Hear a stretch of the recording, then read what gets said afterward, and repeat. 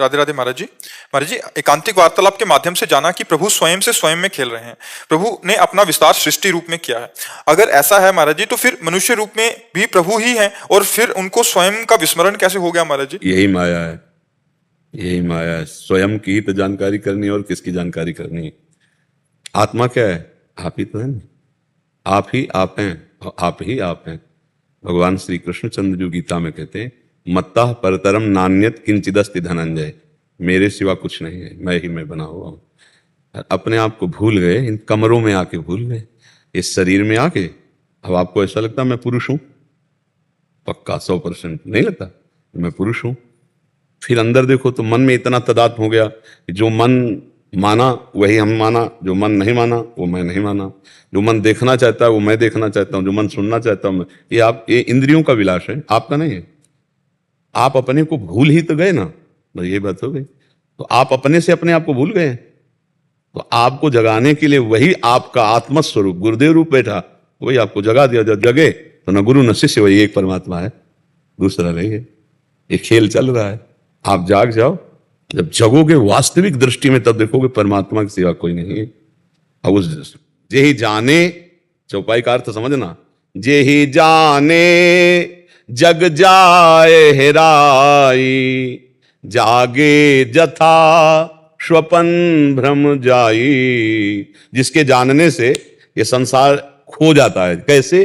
जैसे आप स्वप्न में देख रहे थे बहुत कुछ, जब आपको जगा दिया गया तो कुछ नहीं था, न स्त्री न पुरुष न भोग न विलासता न दुश्मन न मित्र न संसार, कुछ नहीं था। ये कब पता चला? जब जगे।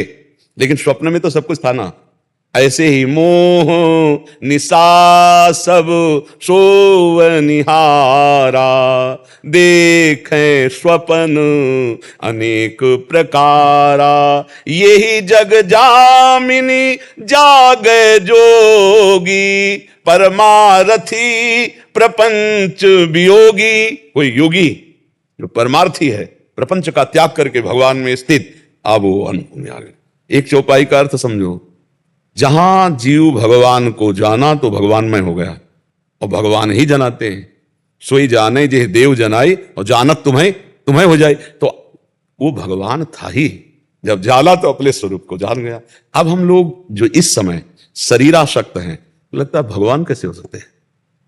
गंगा जल एक चम्मच तो उसे क्या बोलेंगे? गंगा जल तो बोलेंगे ना। और एक टैंकर भरा हो तो गंगा जल बोलेंगे, और धारा बह रही तो गंगा जल है। तो हम अंश है ना भगवान के। तो भगवान का अंश पूर्णमदः पूर्णमिदं पूर्णात् पूर्णमुदच्यते पूर्णस्य पूर्णमादाय पूर्णमेवावशिष्यते। उस परमात्मा का जो अंश बचा ना, वो भी पूर्ण ही है। पर हम अपूर्ण हैं शरीर के अभिमान के कारण, माया के बंधन में बंध गए। हम ही अपनी द्वारा माया, जैसे वो देखा है मकड़ी अपने मुंह से ही पूरा जाला रचती है, उसी में फंस जाती है। बस ऐसे ही है। हम अपने जाल में ही फंस गए, अपने ही रचे हुए जाल। बंधे कीन बरकट की लाई, अपने जाल में फंस गए। इसमें पक्का बच्चा कोई संशय नहीं है। यदि हम व्यवहार का त्याग करके आंतरिक और परमार्थ को देखें तो वही परमात्मा बैठा हो। आप कौन है? आपकी सत्ता ही नहीं। जब आपका परिचय पूछेंगे तो आप शरीर का परिचय बताएंगे, आप अपना परिचय नहीं बता। जो आपका परिचय है वो परमात्मा का परिचय है। जो परमात्मा का परिचय है वो आपका परिचय है। आप जो परिचय दे रहे हो वो प्रकृति का दे रहे हो। ये प्रकृति के द्वारा रचा शरीर है। और ये जहां जन्मा वहां की बात कहोगे, आप अपना नाम बताओगे, आप अपनी हाइट ऊंचाई, फिर सब ये जितना है सब प्रकृति का परिचय दे रहे हो, परमात्मा का परिचय नहीं। आप में जो बिजली है, पावर है, वो परमात्मा है। ये बात समझना होगा। पहली बार प्रभु जी जब सृष्टि बनी महाराज जी, तो उसके बाद कैसे ये विस्मरण, कैसे याद तो रहा होगा जब आप स्वप्न में कोई रचना देखते हैं क्या कि कहां से शुरुआत हुई है? बस ऐसे ही इसका ये स्वप्न है, दीर्घ स्वप्न है। आज तक कहीं तारीख लिखी हो किसी भी पुराण में, ग्रंथ में, सन संवत्सर, कि भगवान ने अमुक तारीख को, अमुक संवत्सर को, अमुक दिन को सृष्टि रची थी। जब सृष्टि रचना की बात आती है तो अनादि शब्द आ जाता है, और जब सृष्टि की बात आती है तो अनंत शब्द आ जाता है। अनादि और अनंत, कोई अंत नहीं पाया, कोई अंत नहीं पाया इस माया का।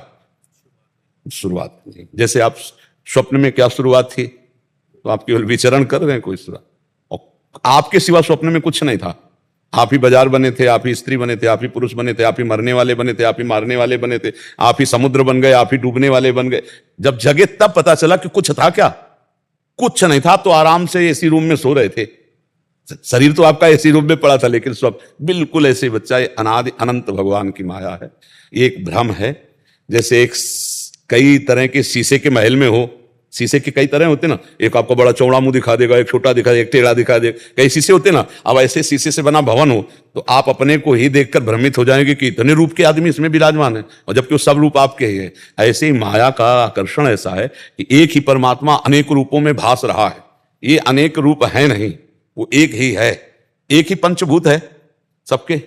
और देखो माया का खेल देखो, अगर किसी की आंख यहां होती तो अलग अलग पहचाना जाता कि उसके माथे पे सबका एक ही ढांचा है और सब अलग अलग पहचाने जाते हैं, सबकी अलग, मतलब उसकी जादूगरी देखो। किसकी? माया की। कितनी बड़ी जादूगरी।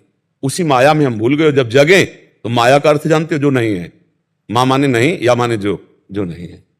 या रहस्य रघुनाथ कर बेग न जाने कोई, और जो जाने रघुपति कृपा तो सपने मोह। अपने लोग फंस गए। अब इसे छूटने के लिए संगोष्ठी बुलाई जा रही है। अध्यात्म और नाम जप, संत समागम, यही साधन है जिनके द्वारा हम इस माया से कम से इतना तो पता चलने लगा। भले हम शरीर राग नहीं छोड़ पाए, लेकिन कहीं ना कहीं दिमाग में तो आ ही रहा कि यार मैं शरीर तो नहीं हूं, आ रहा है ना। तो जागने की शुरुआत होने लगी। अब जगने लग, जिस दिन जग गए उस दिन आपकी दृष्टि में संसार नहीं होगा, वही परम तत्व परमात्मा केवल दिखाई देगा। जैसे heater, fridge, halogen, zero power का बल्ब, इन सबको देखने के बाद आपकी महानता कारण पर रहेगी कि बिजली तो सब में एक ही है। यंत्र के प्रभाव से कहीं ठंडा, कहीं गर्म, कहीं प्रकाश, कहीं छोटा, कहीं बड़ा, लेकिन बिजली तो एक ही है। क्या जीरो पावर में बिजली नहीं है? क्या जीरो वाट वाले में बिजली नहीं? हाइलोजन में भी वही, बड़ी बड़ी फैक्ट्रियों में बिजली